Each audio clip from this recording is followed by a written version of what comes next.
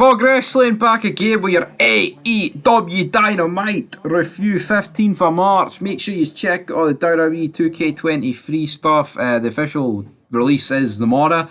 But of course, if you got the 3 days early access like us, then you will be loving life. But we did kick off this show with MJF and his Bar Mitzvah celebration. He is coming out with the black eyes. He is wearing like a wee Ned hat. He's wearing the sunglasses. Kinda a cool look, right? So he comes out to the ring. He says he's the champion. He made your boy Daniel Bryan tap out. I'm no longer a man. I'm an Iron Man. Out comes Jungle Boy Jack Perry. We've got Taz on commentary.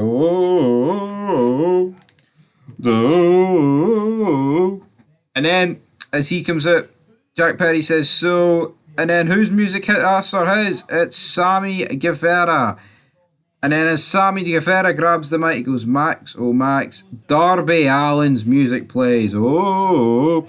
And you know what? What happens here is, I'll give credit to AEW. I thought this was actually alright. I thought this was pretty decent. What I will say about it is, it's like, how many times are you going to break the third wall, right?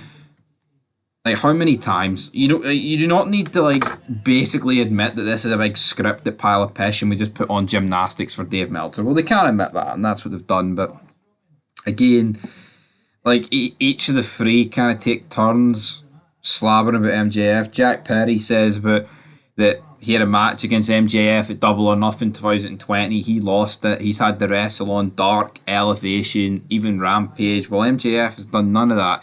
He just parades around on Dynamite while claiming it's his show. Guevara then grabs the mic, basically says that he did 10 years on the Independents. He worked in Subway. He worked in McDonald's. But he finally got here. He was supposed to only be the job guy in the inner circle. He was supposed to be the bump guy for Chris Jericho, which is funny. And he says to MJF that he never had the machine pushing him like MJF did. And then finally, Darby Allin gets the mic, and I don't even think I've ever heard Darby Allin speak, right? And I've buried him. I've said this guy looks like a bum. He still looks like a bum. But you know what? His promo here was actually decent because he kind of went in on people in AEW that take to Twitter to complain. Like, you look at, the prime example of this is Eddie Kingston, who of course has quit and will not. Hopefully Eddie Kingston's not signed up by any wrestling company because the guy is just a bum. So yeah, obviously there's more than Eddie Kingston, but yeah, I thought this was actually pretty decent from them all. Darby Allin basically saying that he said to Tony Khan there'll never be a bidding more for Darby Allin. And then he goes on to mention the fact that MJF is essentially one of those people that cries about on Twitter. He says the bidding war 2024, I'm going to crush your head with a skateboard, the big man. Pretty intimidating words. MJF then grabs the mic, says that Jungle Boy has Christian, Sammy has Jericho, Darby has Sting. He says, I don't need anyone. I didn't need to be enrolled in AEW Daddy Daycare, which I thought was brilliant. MJF then says that I've beat all yous in single competitions, so why the hell do any of yous think yous deserve to get a title match? And then there's a few more digs about, Sammy Guevara, yeah, you propose to a new girl every 7 months, which I thought was pretty funny. But then eventually he gets battered and then thrown into the cake, and that is how the segment ends. So you know what? AEW, you kicked off with a no bad segment, but let's be real, it's only going to go downhill from here. We had Hangman Adam Page and the Dark Order taking on the Blackpool Combat Club. And again, like, how many fucking times are we going to get Adam Page against John Moxley? It just seems like they're doing it every 3 seconds. Of course, Moxley picks up the victory here. Then we get John Silver running down to the ring, and the Blackpool Combat Club bottle it. Yep, 4'3" John Silver is definitely a reason to bottle it. I just do not understand this whatsoever. Jade Gargill defeats somebody called Nicole Matthews. This was a Canadian Open Challenge. Renee Paquette comes down, basically interviews Jade. I'm 54-0. Canada, is that all you've got to offer, Canada? Then some music plays, and Taya Valkyrie's music hits, right? And I'm not just saying this to like bury AEW, but I honestly thought she was in the company.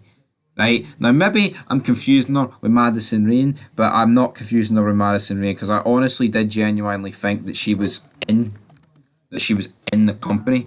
So again, there it is. So this didn't come as a massive big deal to me, but it is what it is. We then get the debut of QTV with TNT champion at Powerhouse Hobbs and QT Marshall.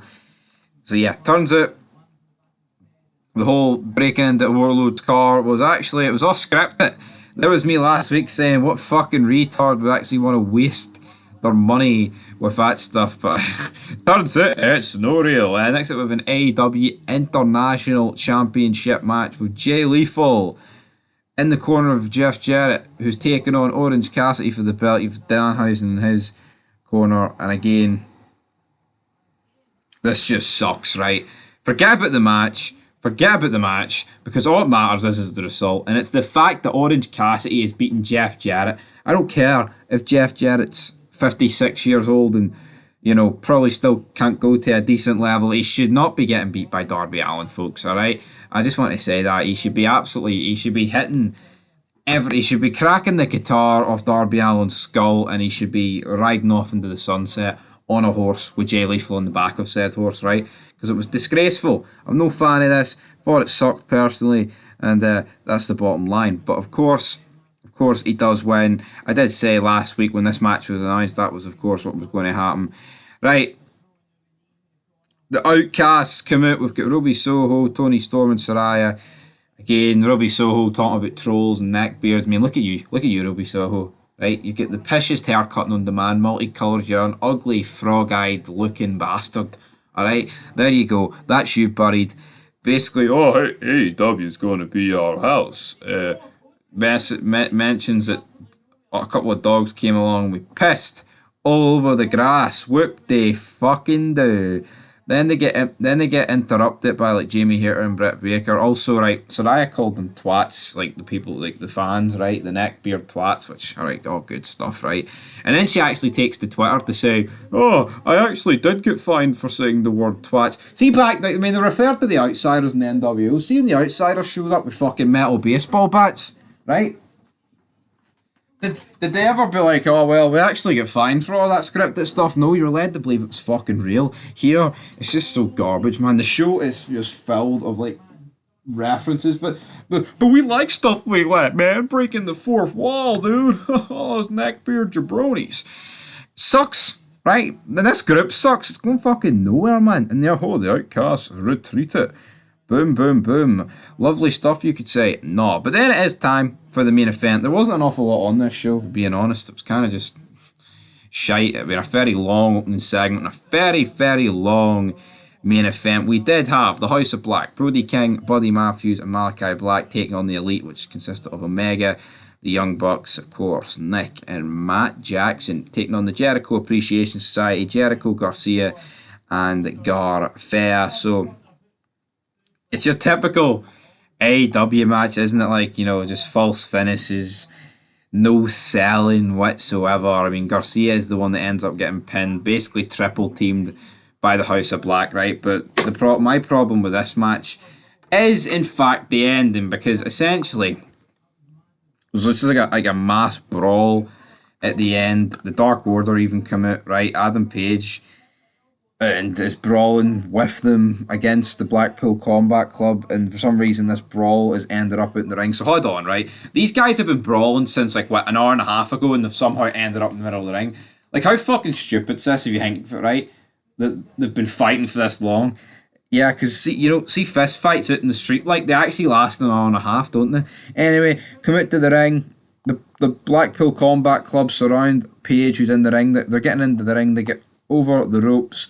And then the Elite get up and sit in the ring, and it's like, oh, Hangman Page is in the middle. The crowd's going ballistic. I've seen all over Twitter that they're like, this is the greatest storytelling of all time by the greatest storytellers of all time. Hold on here, right? All it is Hangman Page, right, used to be in the Elite, and members of the Elite who used to be pals with have stood behind him to sort of back him against the Blackpool Combat Club. But what? That is considered the greatest storytelling of all time? What?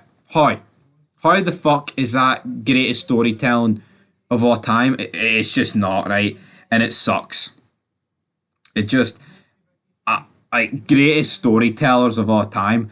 What is going on with Twitter? They are just sad, deluded bastards, man. Honestly, I don't think they've actually watched fucking WWE or WCW back in the day if they're honestly making these comparisons. And then look, they're actually. Oh, that reminded me of a WCW Nitro ending. Well, it must have been Nitro fucking circa 2001 when they had Buff Bagwell against Booker T on Raw, and McMahon realised halfway through the match, oh, hold on here, this idea is shite, so he sent Austin and Angle out to battle them both. Anyway, though, this sucked. We had a good opening segment, but the fact that the end of the show is abysmal. And, oh man, AEW fans suck. Giving this show a 2 out of 10, folks. Till next time, peace.